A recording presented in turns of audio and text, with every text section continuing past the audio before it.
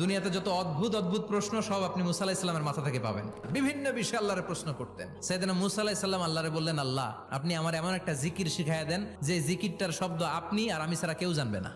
দিনে রাতে সব সময় এই জিকির আমি করব, আপনারে ডাকবো, কিন্তু শর্ত হলো এই জিকিরটা জানবে শুধু আপনি আর জানবো শুধু আমি। আল্লাহ বললেন, মুসা পড়ো লা ইলাহা ইল্লাল্লাহ। মুসা আলাইহিস সালাম কয়, মাবুদ এটা তো জাতীয় জিকির, সবাই জানে।